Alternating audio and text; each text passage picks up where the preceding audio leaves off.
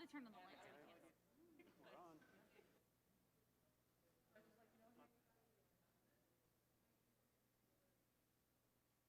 Good afternoon, people of Convergence. Welcome to Inside Taiko with Harisen Daiko.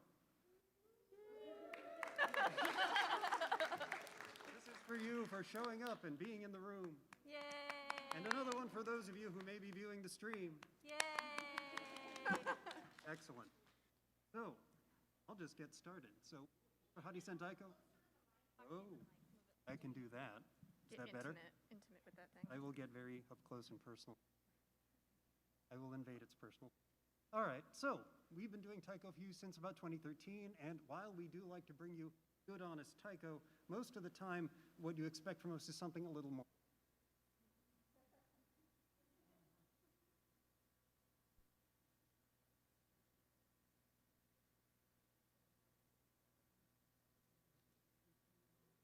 It's muted. Uh-oh. Group dedicated How to did I do promoting. that? My apologies. Somehow I pressed a button I shouldn't have done.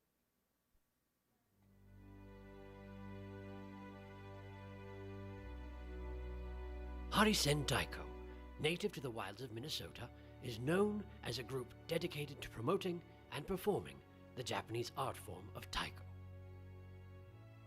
And also mashing up that taiko with nerdy pop culture. This unique phenomenon, tracked now for 7 years, is known as the SCIFI Medley.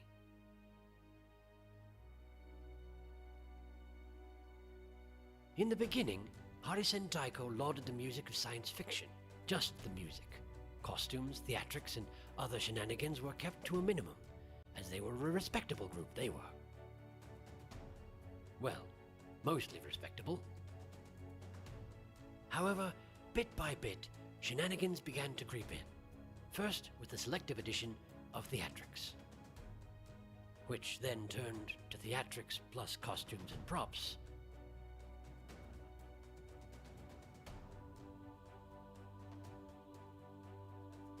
And more costumes and props.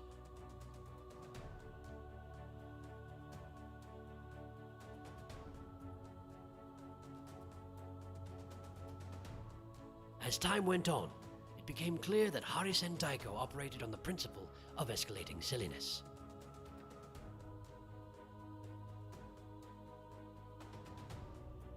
Well, that and kazoos. So many kazoos.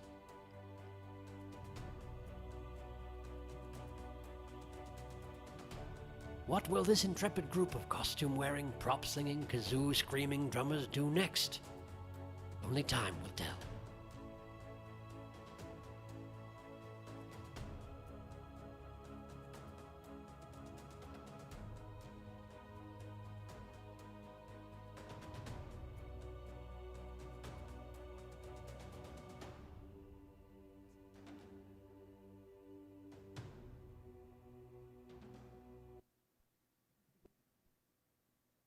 But we're not going to be doing that for you today.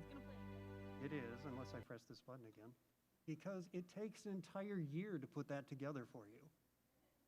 And that's not just a question of choosing which songs we're going to do, although some songs do carry over from year to year. It has to do with putting together any additional props that we have to create, learning the pieces that we're having to learn that are new, making sure that we understand how we're going to move from piece to piece, handling the actual theatrics, who's going to say what are they going to do, what are they going to do with, do we have that, do we have to make it, do we have to buy it, all that stuff. It takes us a year to get a sci-fi medley put together for you. So unfortunately, we're not going to do that, but we're going to give you some tastes as we go where we can. But we want to start our 4-part program with a brief history of taiko, and you can see the big points up here. I'm not going to read these slides to you, but I'm going to story right over them, and hopefully this won't take a lot of time, because you didn't come here to be necessarily lectured at. You want to see some cool stuff. So drumming in Japan has gone a long, long way back, much further back than what we recognize as taiko and taiko drums. But the first taiko drums that you'd be recognizing as ancestors of what we're playing today turned up, about 700 AD. They came from China. They were adopted by part of the court in Japan, part of courtly traditions in music. And that kind of changed a little bit in the 20th century as that entire structure kind of folded up and became more of a festival instrument. And those festivals often were just one drum or a couple of drums, often played exclusively by men. Now, what changed everything for us, something called Kumi Daiko, which was invented in the 1950s by Daihachi Oguchi, this fellow up on the screen now.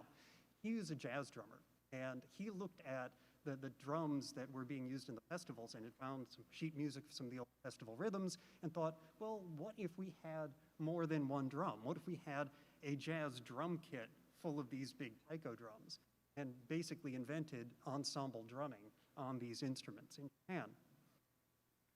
And from there, professional groups like his own, Osuwa and Sudoku Taiko and others became competitive performing groups. Suddenly we had taiko players who were making a living playing taiko.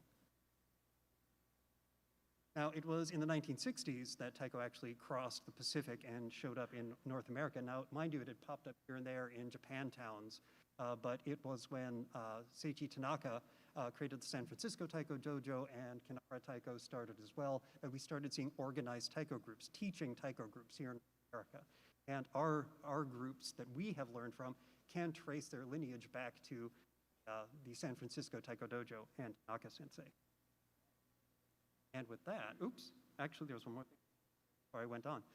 It's important to know that we have a lot of taiko groups now, while there were once upon a time two. There's over 100 operating in America alone. We have taiko happening in New Zealand and Australia. We have taiko worldwide. It's very big in Europe. There's a very big group that's active right now. So taiko has really gone worldwide, and a lot of people are bringing a lot of other influences into taiko, just as we bring our into taiko for you here. Now we'll move on to. All right, so we're gonna have like three sort of main groupings of instruments, and we'll start with the obvious one and talk about drums. You wanna advance the slide for me, please? Yep. Okay, so there's a lot of different drums. This is only a couple of them. These are the ones that we mostly use in Harisen Daiko. So the big main one is the Chu Daiko. So these are the medium-sized drums. The three right in the front here, those are Chu Daiko. These can range from about 19 to 34 inches at the drum head as a diameter. And the bodies are made of wood. Traditionally, it's a single piece of wood. That's kind of hard to find here in North America, so a lot of our drums are made like you would make a wine barrel, so they're staff construction. Occasionally, you will even see where a bung hole was drilled into the drum and then patched over. And then that wooden body has animal hide stretched over the heads to make the playing surface.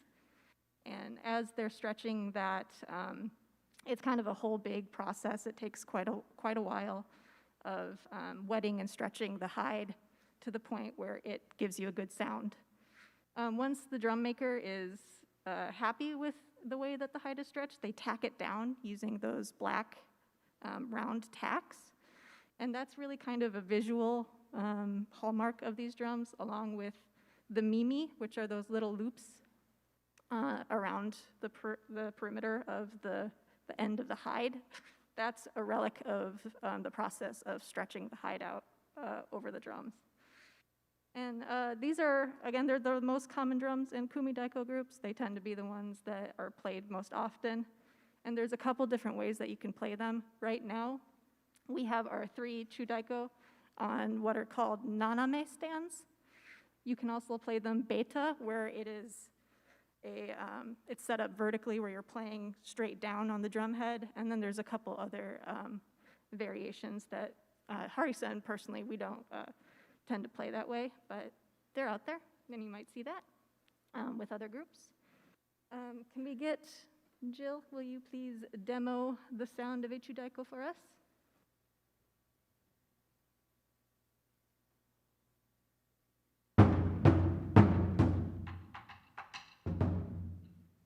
Thank you. Yeah, so you can see that she got into a very deliberate stance. There's usually a stance associated with each of the different types of stands that we use. So next we have the Odaiko, which are the larger drums. And these are of a similar construction to the Chudaiko, and they're just bigger. So these are 35 to 72 inches diameter at the head. And these are set on the higher stands. You can see ours back there. So that when you're playing it, it's a lot more of an overhead motion. So if, Vanessa, if you would like to demonstrate playing that.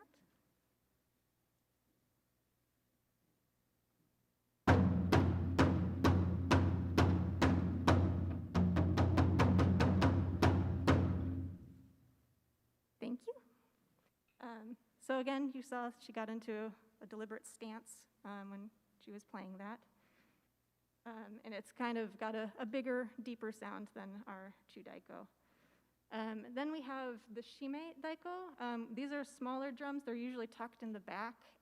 They are constructed differently from the Chu and the Odaiko. They, again, they have that wooden body, and then they have hide drum heads, but the hide drum heads are first stretched around a hoop, and then they are lashed together with rope, so the rope is giving the tension. And you can loosen or tighten that rope to change the pitch of the drum. So you can have several different shime that have different sounds. And these guys are generally used as timekeepers, so they are playing the G, which you may be hearing about a little bit later. So they have a higher sound. They tend to cut through a little bit of the other drums so that all of the ensemble can hear them and be able to keep time. Shannon, will you give us a little demo?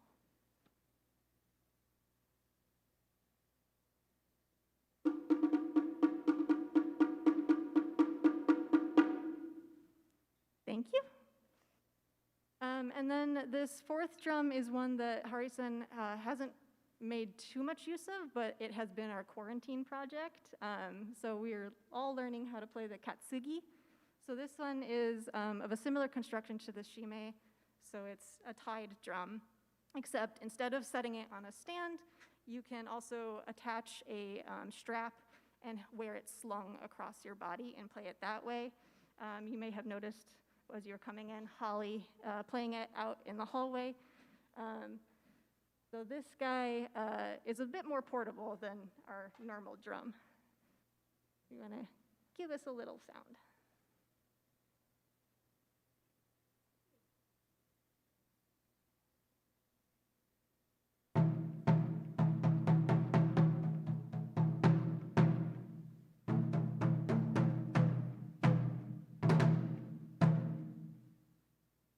Thank you.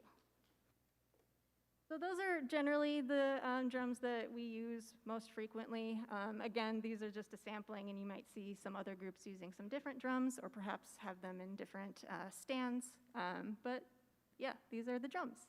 So we'll talk about the fue, or the shinobue, next. These are bamboo transverse flutes. So they're made of bamboo, and they're transverse because you play them horizontally, and you're blowing across the hole to make a sound. And there's a couple different types of shinobue. So there's the Matsuri shinobue, and those are not tuned. They're just all the same sized finger holes, and they are not at a particular scale.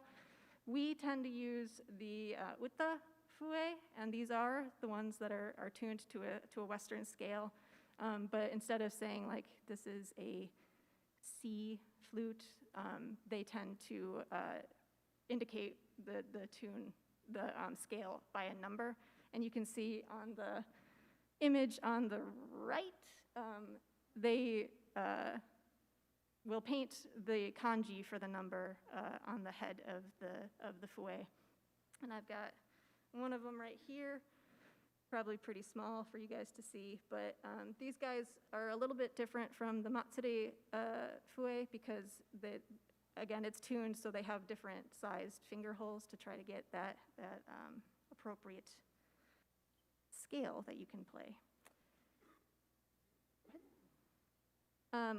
You have probably, if you've seen us perform, you've also probably noticed that we play a whole bunch of other instruments. And some of these are traditional, and some of them have been adopted as Taiko has been globalized.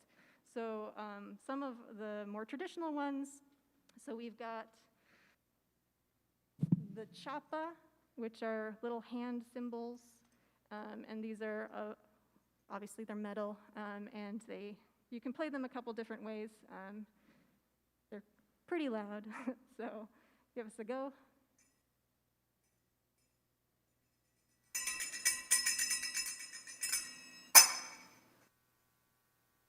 Thank you. And then we also have the kane, which is another metal instrument, but this one, instead of striking metal against metal, it has a little hammer. So it's kind of cup-shaped, and you hold it, and you strike the sides or the inside with the little hammer. So if you want to give us a demo.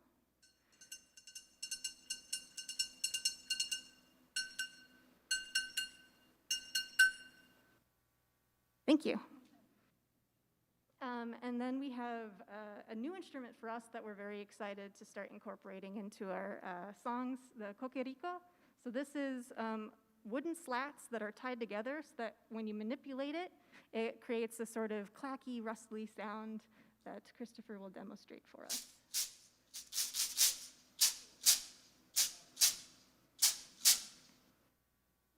The fun one, I like that one. And then on the less than traditional, but still quite popular, especially here in North America, is the shekere. This is a West African instrument. It's generally created from a hollow gourd that has beads tied in a lattice around it, so that when you shake or tap it, it creates a nice rattly sound. So if you want to demonstrate for us.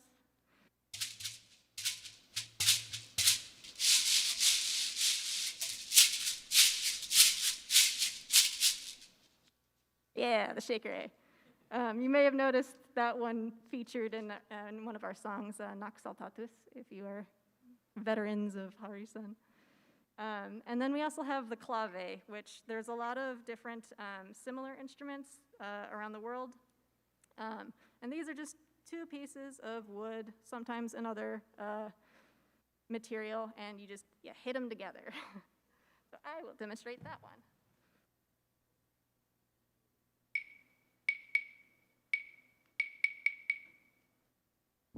Get a nice ringing sound from that guy.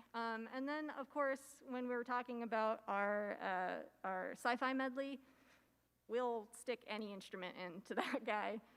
In the past, we've had saxophone, French horn, guitar, bass, the concert flute, the Western concert flute, and I said French horn. Yeah. Yeah. Covered that. Glockenspiel. Yeah, we'll bring in any instrument really if the slide whistle. Yes. And don't forget the kazoos. Kazoos, vibroslap. Yes, we have a whole arsenal of different instruments that we'll play to get the right sound or sound texture that we're looking for a particular piece. So that's a small sampling of all of the instruments that we use to bring our songs alive for you.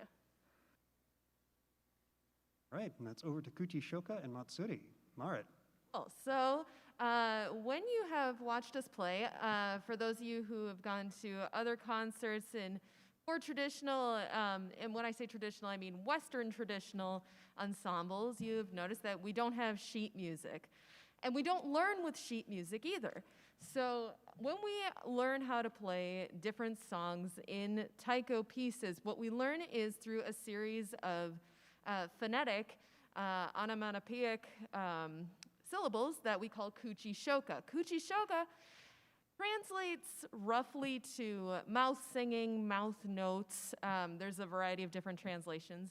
But again, what it is it's a bunch of phonetic utterances that have been more or less standardized in the Taiko community and are used to learn our different Taiko pieces. This is both really useful for people who don't read Western notation. There are a number of people in our group who don't read Western musical notes, and really frustrating for those of us who do and have to learn that no, actually nothing is really a standardized note. So But that being said, there are a number of different sounds that are associated with different kuchishouka. So these are just a few. There are so many, and I'm not going to go into all of them. So I'm going to tell you a bit about each of them, and then Scott is going to be demonstrating what they sound like. So first of all, the one that we hear the most often when we're learning a piece is don. And don is typically a hit to the center of the drum. So if you do that, please, Scott, don.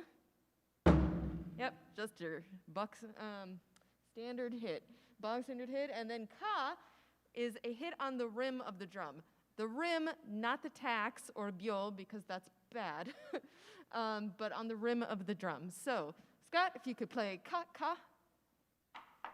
Okay. Su is something that I find unique to Taiko. Well, I mean, there are rests in Western music, but there is a concept in Taiko music and in Japanese aesthetic of music in general that's called ma, which is the idea of space or emptiness, and it's a part of the musical experience. So when we have that in Kuchishouka, it's called su, which is different from tsu, which I'm not going to get into. So, Scott, if you could play don, ka, su, don. Okay? And moving on, not to confuse the two, we have different kuchishouka for different instruments. So typically don, ka, su, well, su's also used on shime, but don and ka typically are used on chudaiko and odaiko. When we're talking about shime daiko, we typically will use these kuchishouka, ten and teke, to refer to the sounds they're making. This is because the shime is typically the instrument that's carrying the ji. Ji is more or less what we call the bass beat that the rest of the drums use to sync themselves with. And so 10, Christopher, if you could give us a 10, it's a hit to the center of the shime. And then teke is more or less just 2 hits in quick succession, again, in the center of the shime. Usually translates to something along the lines of 8th notes or 16th notes, but again, don't get too fixed on actual values because it's very woobly. So, teke, please. Awesome. So, we're going to do a little bit of application now for this. When we are learning a piece, typically the way that we do it is that the person who either wrote or best knows the piece repeats a section of the piece that we're learning in kuchishouka, and then everybody repeats it back to them. So, we're going to get some of your participation now. So, to learn the song Matsuri, for example, we first have to learn the ji for Matsuri. The ji for Matsuri is 10 teke 10 10. So, I'm going to say that, 10 teke 10 10, and then I want to hear you guys say it back. So, 10 teke 10 10. 10 teke 10 10. 10 teke 10 10. Excellent. Okay, so we're going to do a thing now. Holly, would you be our resident 10 teke 10 10? Okay. Our G person? Okay. Holly and you guys are going to say the G, and you're going to say it ad infinitum. You're going to just keep going. So you're going to go 10 teke 10 10, 10 teke 10 10. And the rest of us are going to say the kuchishouka for one of the first songs that you learn when you're learning to play taiko, the kuchishouka for Matsuri. Okay? So, when we're ready, each, ni, let's go with 8 beats of 10 teke 10 teke 10 10 10. Yep, or you know what I mean. Go for it. All right. Each, ni, so, de. 10 teke 10 10. 10 teke 10 10. 10 teke 10 10. 10 teke 10 10. 10 teke 10 10. 10 teke 10 10. Don teke 10 10. 10 teke 10 10. 10 teke 10 10. 10 teke 10 10.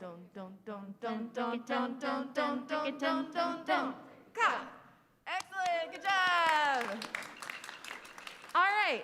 That in Kuchishouka is the whole first section of Matsuri.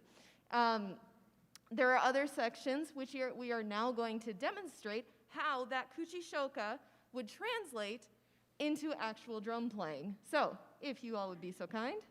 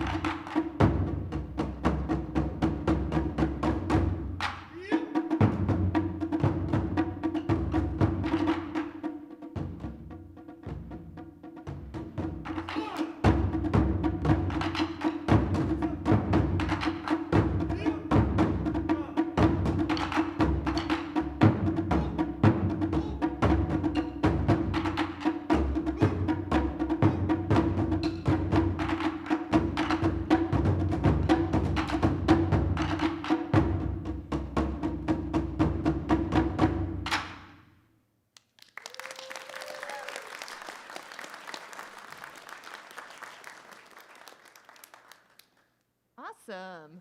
And since that's only a small portion, we have a video as well of what a full performance of Matsuri would look like, again, that we all learn using Kuchishouka.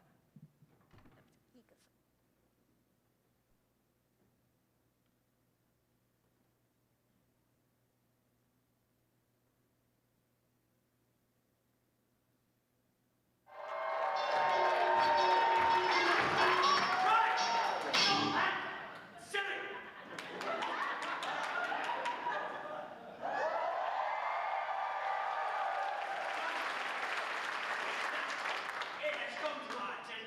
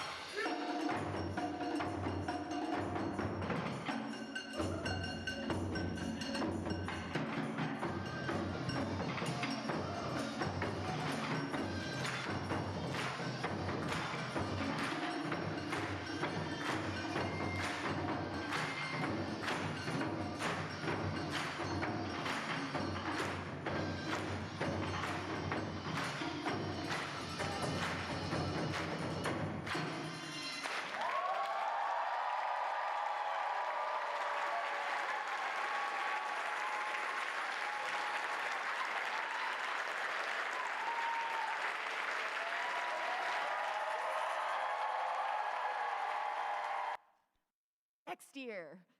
Yes.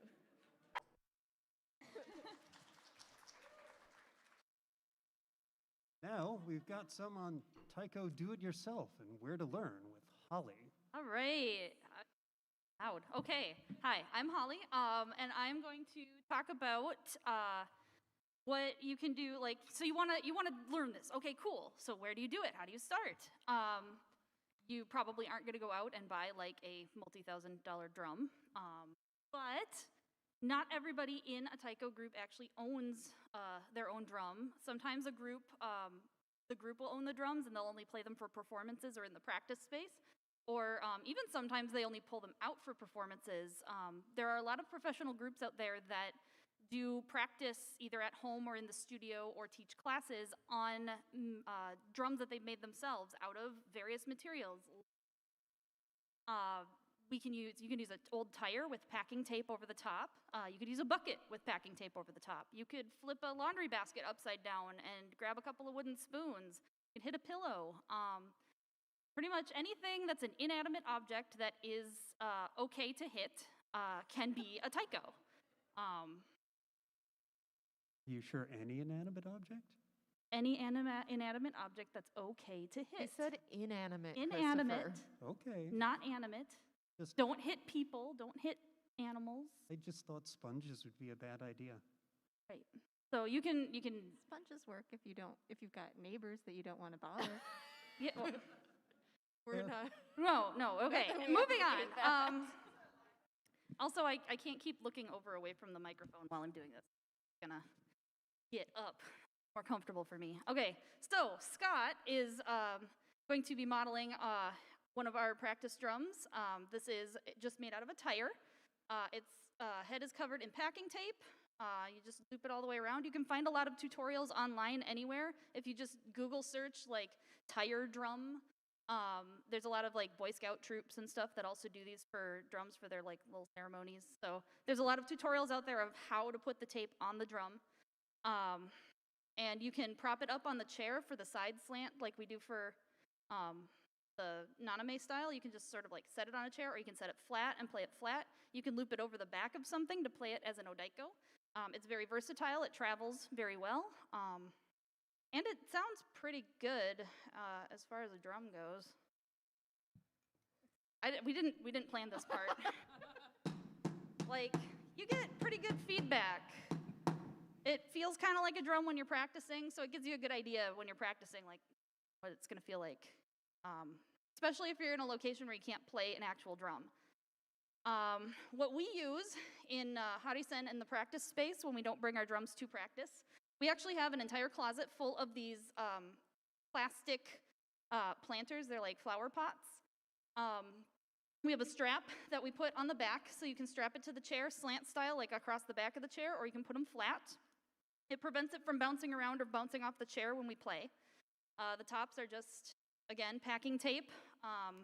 Similar to how we do the tire drum, you just put a whole bunch of layers of packing tape on there, and it makes a pretty good hitting surface. Feels like a drum. And we can stack them up in a closet and store them easily, and we can transport them to wherever we need to go if we're practicing somewhere else. Also, a lot lighter. Oh, they're very much lighter. They sound similar to the tire, so it's just like a thud. Not as loud as a drum, but still makes a significant amount of noise. So sometimes not ideal if you live in an apartment like me. Now you can get a little more complicated. Grab the shime. And Christopher, if you want to advance to the next slide.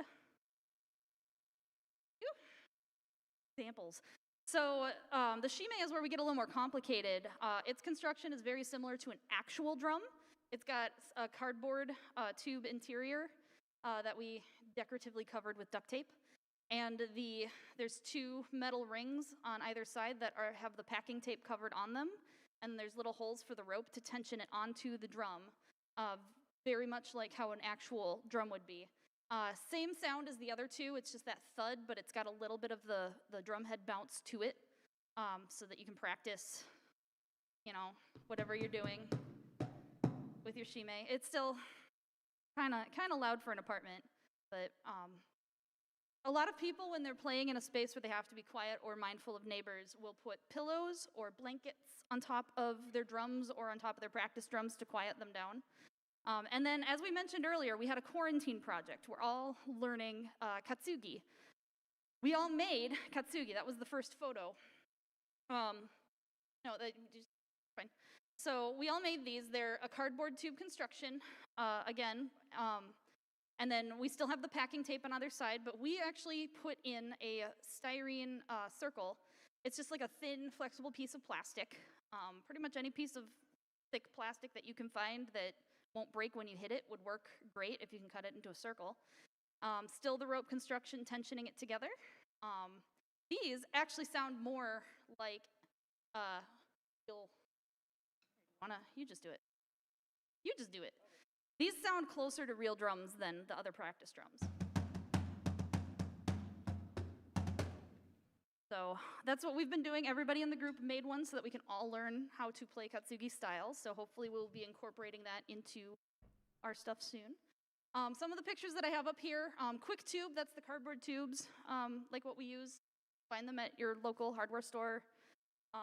They're usually used for like filling cement in them to make pillars or plant your posts in the ground and stuff. Gomi Daiko, a lot of the people in the community will refer to as Gomi Daiko. That's the trash can Taiko. You can just go get a plastic yard waste container at any hardware store, and some people cut out the bottom and put packing tape over the bottom so they can still stack them for storage. If you're particularly lazy, cover the open hole on the top with the packing tape, and then you have a drum that way. The one on the bottom with the bachi then on top of it, that's somebody took a steel barrel and just put tape over the top. And then there's an example of our planter on the chair in our practice space. The strap just keeps it from bouncing off the chair when we're playing. Next slide.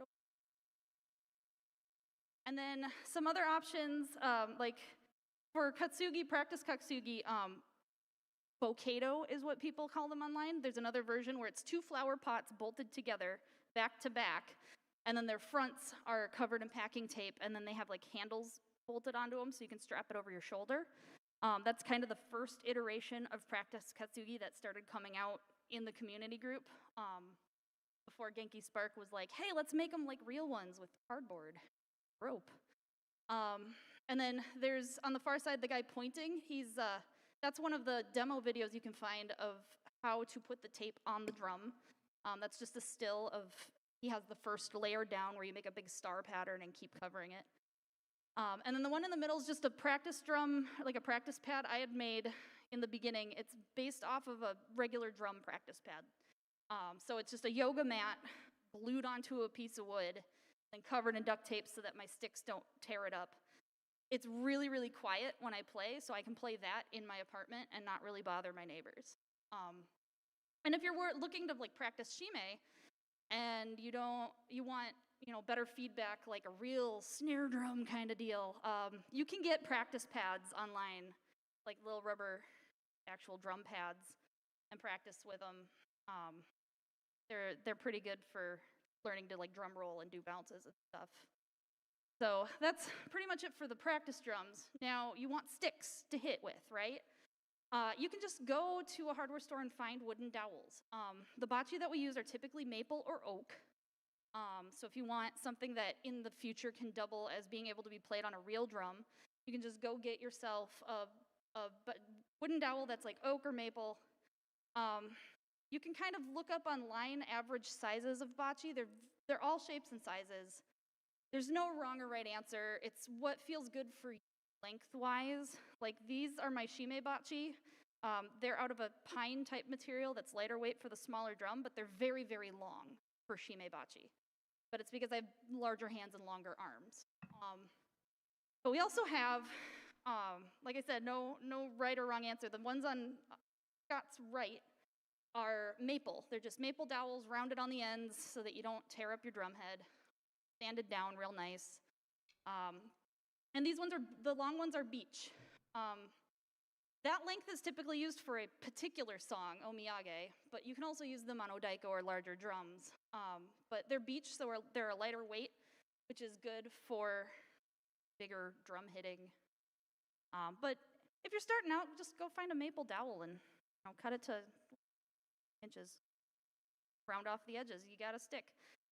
If you aren't handy or you don't know how to cut things down, grab some wooden spoons. Grab anything that's stick-like and a pillow and start learning taiko. Now, you're probably wondering, where do I learn this taiko? Well, there's a local place here called Taiko Arts Midwest where a lot of us originally took classes. They offer classes. You can go to their website and see when their next intro classes. They do workshops.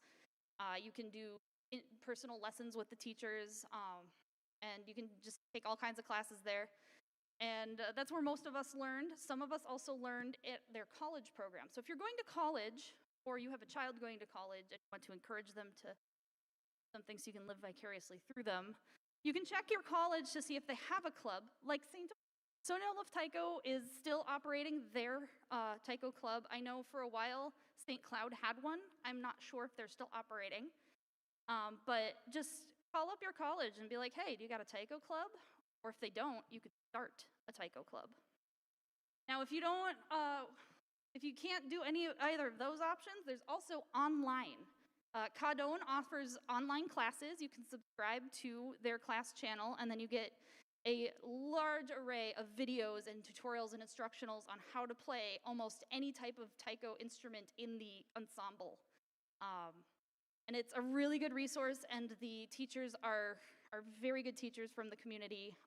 We've met a lot of them. We've had workshops with a lot of them, and I would very much recommend at least checking that out if you're not brave enough to show up at a class with people, especially now with going on.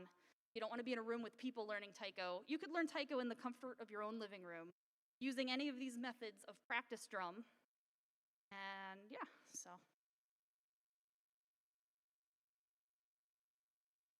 That part. All right. And now we are ready for your questions and hopefully to give you answers. If you can stump us, you get bonus points. But the questions have to do with what we do up here and taiko. We are not taking questions on astro, quantum, or any other type of physics at this time unless someone feels brave. Basic physics. Yes.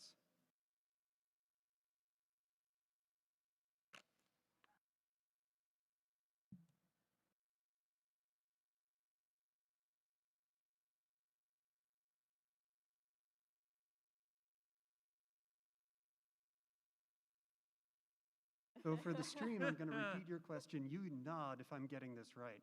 So you're saying that this looks very physically demanding. Yes. And is it actually? Or in what ways? So, okay, I'm going to throw this to the group. In what ways are you finding that taiko is physically demanding? I mean, when we play a very active song like Omiyage or like Knox, some of our other songs, we are out of breath at the end. And like we do work up a sweat, and it's not just because of the stage lights. Although they help. Yeah. Yeah, I kind of attribute playing taiko similar to like a martial art. Because when you learn it, you do learn like a stance. You have to get into like a horse stance to play most of the drums. You are working a lot of muscle sets like your core. A lot of our power doesn't actually come from our arms, it comes from our core when we're playing. Your arm is just kind of the catalyst of what makes the sound with the stick. It's most body. So it's a lot of muscle groupings that we're starting out. You're like, oh, that's sort of that muscle before. Yeah, that's something that you see a lot for people who are just starting out with taiko, where they're just sort of like, I'm hitting the drum, I'm using arms and nothing but arms. But yeah, that's something that distinguishes maybe a more experienced taiko player, in that you're seeing the motion starting from their core and their hips and then just radiating out into their limbs. I think that part of your question was, would it be limiting? So it depends. I think if you were to play at a professional level, they are extremely physically fit. You know, this is the sort of thing that many of us couldn't do. Many of us have gotten injured playing taiko, because one thing that we didn't cover in this is that there is, to play taiko, there is kata, much like martial arts, and doing what Christopher said and not following kata will get you hurt very quickly and very easily, and we've had that happen to many of our members. But that being said, some of us do have physical limitations, and Taiko's very adaptive. So that's one of the great things about it. There are actually Taiko classes in the US and around the world that have been made specifically for people with physical limitations, with mental disabilities. So San Jose Taiko, for example, has a Parkinson's class specifically for people who are dealing with Parkinson's disease. There is, I am blanking on his name, but there's a gentleman in England who does a lot of work with kids and adults with developmental delays playing Taiko and Down syndrome. So, yes, it's physically demanding, but it's also super adaptive. So just because you have back problems or you have an elbow problem doesn't mean you can't play. In some cases, like mine, when I first started Taiko, I had a lot of health issues. You start at the very beginning. When you're starting to learn kata, you ease into it very, very subtly, and you build up your training over time. And I've actually had a lot of joint problems go away over time just doing Taiko and working up those muscles and practicing it a lot and getting physically there. So it is a good thing to, if you're like, I want to get fit and do something fun, it's a good way to start if you start at a beginning intro level. Your results may vary. All right. So, okay. Good answer. Question answered, complete. Okay, good. I saw another hand up right here.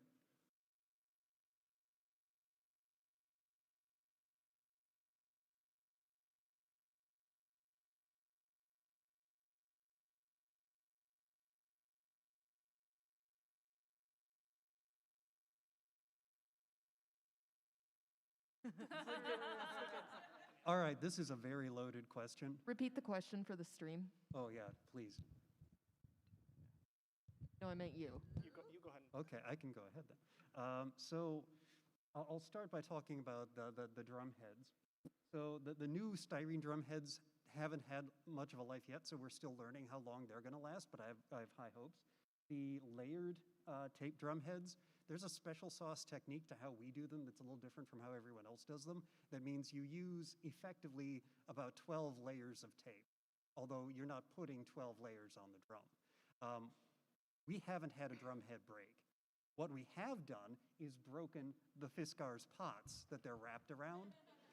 Especially when they're being played as Daiko, they will crack and they will break when we hit them hard enough, but the drum head stays intact. We have yet to break a drum head, and we've been doing this with some of the same drum heads since 2013. I think you should knock on some wood. And it's a weekly practice to answer that part of the question. We do it once a week. Other groups do it more frequently. That's true. And I will say this, that although we do practice weekly, we should all be practicing at home more than weekly. Yeah. We don't all, and we don't always. I'll say that. Some other common, whoa, this is really, so other common places that it does tend to break, like Christopher said, we have a pretty intense layerage, but I used to be part of St. Olaf Taiko way back in the day, and when we had ours had slightly less, and we would often have issues. We would have issues where, particularly on the tire drums, you'd bust a hole through or something. So that's where, particularly, if you can layer it enough times, it's really wherever the weak point is on whatever the material that you're using. I've made a lot of the taping of these. We use about Christopher says about 12 layers, which translates to 1.5 to 1.25 Scotch rolls of tape per drum. And I want to say, at least for these guys, I want to say they lasted pretty well for at least, the failures were happening maybe once every 2 years or 3 years or something like that, but it would be one out of the batch of 8 or so. So I will say repairing failures on the tire drums is a lot easier than the failures of the pot drums, because they're plastic, if there's one failure, it starts to have more failures. So trade-offs of weight and portability to mass and other things, but.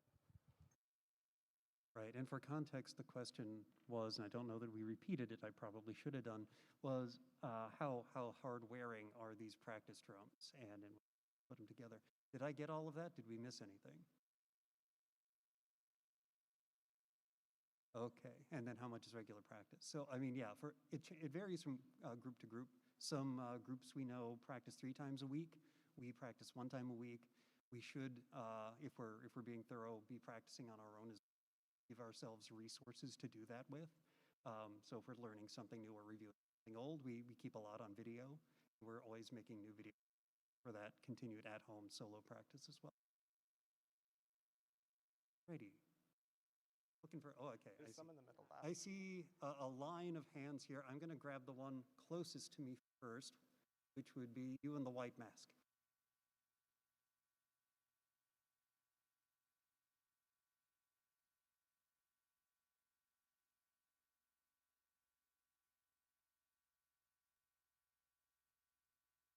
Okay, we're talking choreography. When we see the motion in a song, is that the same for everybody, or is that unique per group? Is that right? Okay. So the truth of that is that for some songs, if they are being made available to the community, and a good example of this is Omiyage, which I think we played for our first couple of years, underwent a pretty big revision by the creator, and he'd given it to the Taiko community for everyone to play. But things happened, and people started doing different things, and they weren't the things that he felt he wanted to have happen. So he created better resources and shared them out, saying, if you're going to play my song, play it right, basically. So every group that plays Omiyage by Shoji Kameda should be moving the same way. But things like Matsuri, which you saw today, is a very kind of loose local tradition sort of song. So every group that plays Matsuri is going to have a slightly different take on it. And you are going to see different variations in rhythm as well as choreography. Anyone else want to add to that? Oh God, we have 3 minutes. We've got 2 more questions. All right, let's have that second hand, and then we'll try and get to the back.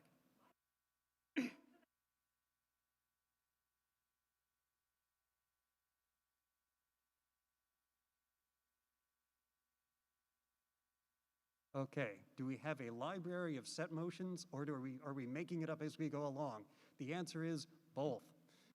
There isn't really a library, but there are things that we pull in from songs we've played before that we like or that have inspired. We steal, I'll say that. But then we also do make up motion depending on what that song needs. So we've seen brand new motion for the songs that we have written, and we're very proud that a lot of the stuff we perform has been written by members of the group, so that does have brand new motion. Other groups are not doing at all. You're kind of limited by how you're standing at the drum and what is comfortable and safe motion to do. Yeah. And that usually translates to very similar motions. Plus there's, it's global. There's however many hundreds of groups.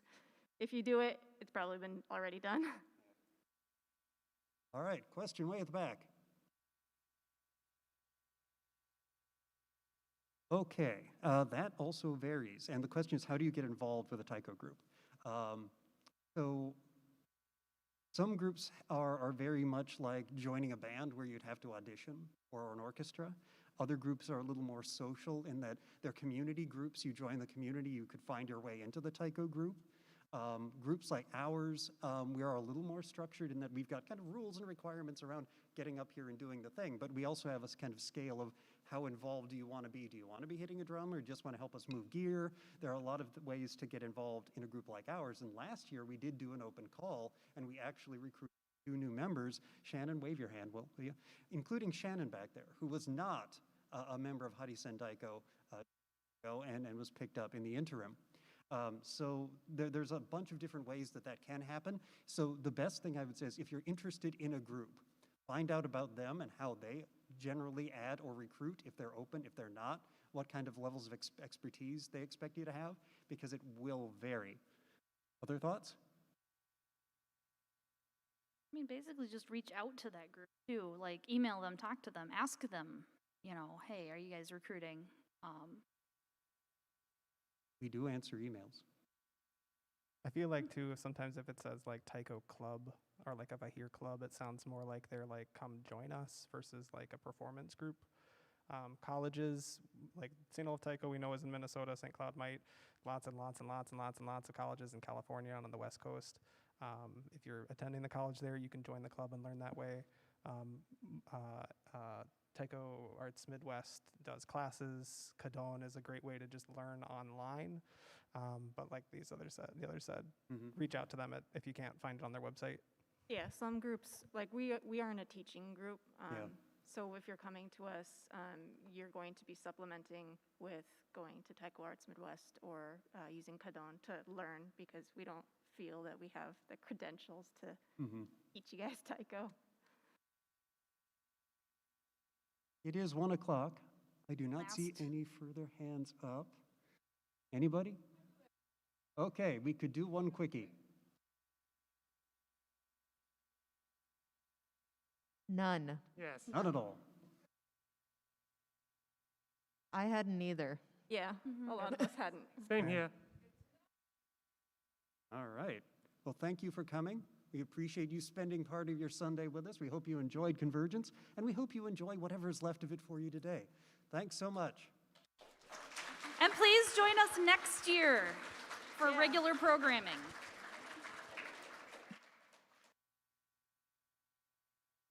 I'm gonna go see if that's Eric Yoder. I don't think so. Get out of here.